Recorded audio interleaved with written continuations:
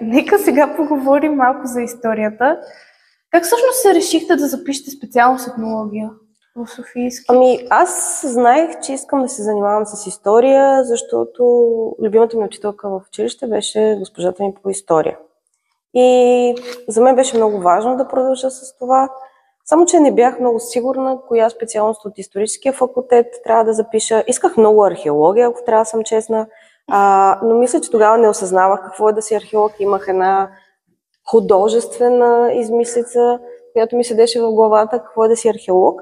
Но на първо желание ме приеха етнология и хазяина във Велико Търново, при който бяхме отседнали за изпита, въпреки че аз бях нещастна, каза, съдбата си знае работата и аз тогава не го повярвах. Но въпреки това реших да запиша и да видя, тъй като когато си в един факултет, можеш да смени специалността след първия семестър. И реших да се запиша, за да видя какво е. И още първата лекция си спомням с доцент Краси Стоилов, че осъзнах, че това е нещо, което съм искала да уча. И най-хубавата част беше, че имах целият курс история, всички предмети заедно с специалност история, плюс етноложките предмети, и това го направи малко трудно, защото всеки семестър беше с 11-12 изпита, което не беше малко. Ужас, това е безумно. Да, това е абсолютно безумно. И то бяха, особено втория, където приключваха големите исторически предмети, като древна история и така нататък. Там беше голямо приключение, но ме научи на много контрол над как да се справям с учението, как да уча толкова много, как да не съм разпокъсана в ученето си. Така че понякога, когато нямаш изпити, като в училище, всеки месец или нещо такова, може да започнеш да не учиш. И в един момент ти се събира цялата антична история на куп, но тъй като знаех, че имам 12 изпита и нямаше как да ги оставям за последния момент, и затова си учих редовно и затова мисля, че се справих. Но беше най-доброто решение, което съм взимала. Впечатляващо е, че сте си разпределили времето. Наистина. Това мисля, че е проблем на много от нас. Просто всичко ставам за последния момент винаги. Изобщо си викаме, каквото стане, пък да много го минем. 12 изпита ме ужасяваха. Страха победи. Това е истината. Страха победи. Да. Не, то звучи ужасно. Всъщност, любовта ви към историята идва от вашата госпожа по история. Да, госпожата ми по история, госпожата Елена Иванова все още преподава. Бяхме за кратко колежки с нея, тъй като първото ми учителство не беше в училището ми в Козлодуй, и беше много странно да вляза в учителската стая като колега, а не като ученичка. Признавам си, че чаках някой да отвори вратата, за да вляза, за да не влизам просто така, защото беше много страшно.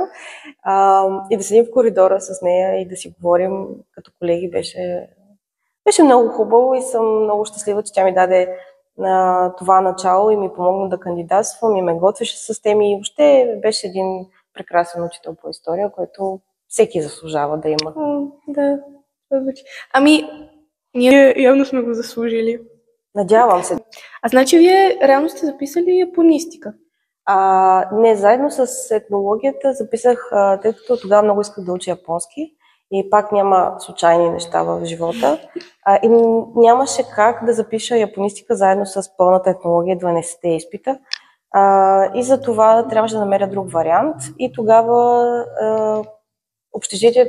отидох на общежитие. Това беше, може би, първата година, нещо такова. Отидох на общежитие и ме настаниха в стаята на едно момиче и момичето го нямаше вътре, но като влязох, видях, че чаршафите й са с иероглифи. И вечерта, преди да ме преместят в тази стая, имах рожден ден и най-добрата ми приятелка ми подари една книга "Какво не знаем за японците". И преводача беше Александрина Мавродиева. И на другия ден ме настаниха в стаята на Александрина Мавродиева. Да. И тя беше... когато отвори вратата и каза "Приятно ми е, Алекс Мавродиева", и аз казах, това е, нали, какъв е шанса? Или най-голямото съвпадение, или съдба. Съдба, и аз така си помислих, защото точно тогава чувствах много зле, защото не знаех какво да правя с този японски, къде да го запиша, как да го уча, и въобще запознах се с нея. Тя беше международни отношения, научеше след дипломна квалификация по японски език и култура И аз се записах на следващата година също и изкарах след дипломна квалификация. После продължих нивата в школа, бях за кратко и преподавател там по японски и така. Значи вие сте си... Аз никога не съм го знала това, че вие... Не просто това ви е хоби, ами си вие специалност. Ами да, аз завърших магистърската ми програма, беше история, култура и международни отношения на Източна Азия и така че тези неща се обединиха и си стана като специалност. Вау! И това е много яко. Това трябва да го помисля и аз, впрочем. Добре. Как учениците могат да прилагат уроците по история, за да се справят с актуални социални проблеми? Все пак това е така да намерим. Доста. Винаги съм смятала, че историята е нещо, което ние живеем и върху което ние имаме контрол. И ако не я учим, всъщност губим контрола върху историята. И това е много особен момент, защото когато не знаем какво се е случило в историята, нали, най-често казваме, преповтаряме грешките на миналото, но не просто преповтаряме, ние не разбираме процесите, в които живеем и взимаме. Ние сме участници, доброволни участници понякога в събития, които следващите поколения ще изучават и ще се чудят как са позволили тези хора да се случи това нещо. И диктаторите, тираните, те са били избирани с знанието и участието и желанието на хората. Те не са станали тирани, защото просто са наложили се, някой ги е харесвал. И това е защото, смятам, не познаваме добре историята, не познаваме метода, по който да виждаме определените събития, как се случват, ще се случат за напред във времето. А винаги, когато започвам да преподавам на 5-ти клас, им казвам, че историята е като суперсила, която ти дава възможност да видиш бъдещето. Защото когато видиш един модел, който си го виждал 15 пъти в историята, то е ясно, че ще завърши по абсолютно същия начин. И се надявам, че това анализите, които правим по история, историческите есета, които правим по история, ви дават този шанс вие да можете да видите напред в бъдещето и да вземете правилните отношения, а не следващото поколение да каже защо ни го причинихте това нещо. Да, много интересно. Когато стана COVID и всички просто бяха като това е най-голямата пандемия на света. Да. А то човечеството колко пандемии всъщност е преживяло? Да. И за това историците тогава не се шашнахме толкова много. Да, беше ужасно и всичко, което се случи, но ако си учил история и си учил чумните епидемии, испанския грип, знаеш, че се случва, знаеш, че човечеството минава и както обичаме историците да казваме, живеем в най-добрата епоха възможна в момента. Щом човечеството е стигнало до тази епоха, значи нашето развитие, това е най-доброто, което имаме. И само тези след нас ще живеят по-добре. Така че определено сме по-добре от тези, които са живели по време на испанския грип или чумната епидемия. Да, със сигурност. Който наводя на мисълта, според вас в революция или в еволюция живеем?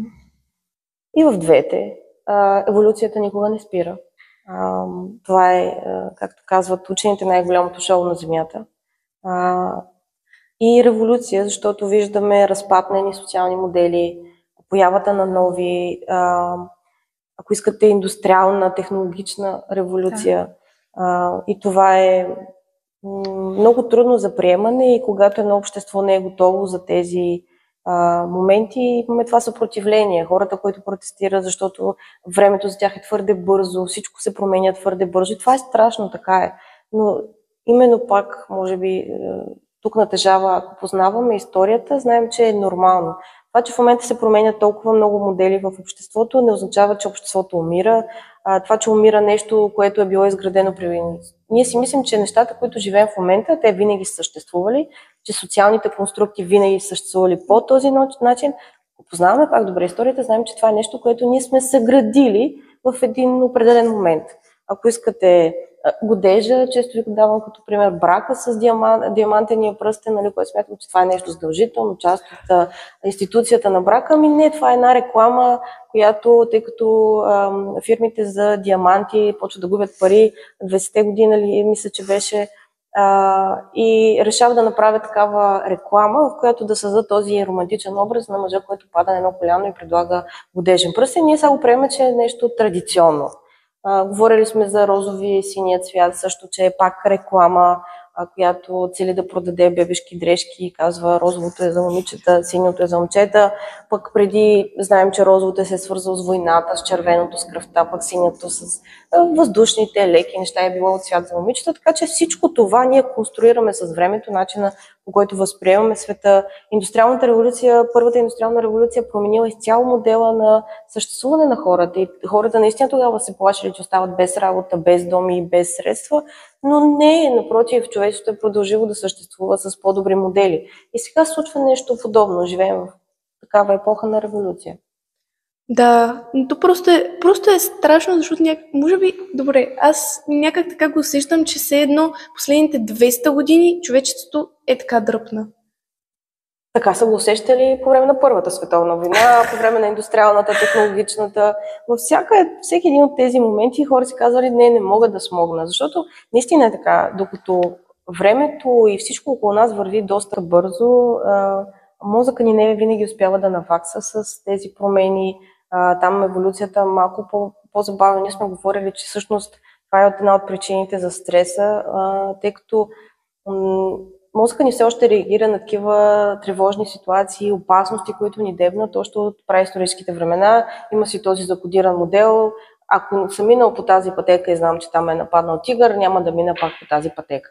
И това постоянно ни се напомня, не минавай по тази пътека. Сега днес това нещо може да бъде с изключих ли си пресата вкъщи. Нали? Докато се опитваш да свършиш някаква работа, изниква тази мисъл, която ни плаши. Мозъка си има определени модели, да, той е много пластичен, това трябва също да кажем, което последните изследвания, че той може да се промени в рамките на 2 седмици и да промени съществени модели в него, означава, че може да практикувате осъзнато с 2 седмици и да има съществени промени в вашите нива на стрес и въобще в начина, по който мозъка обработва информация.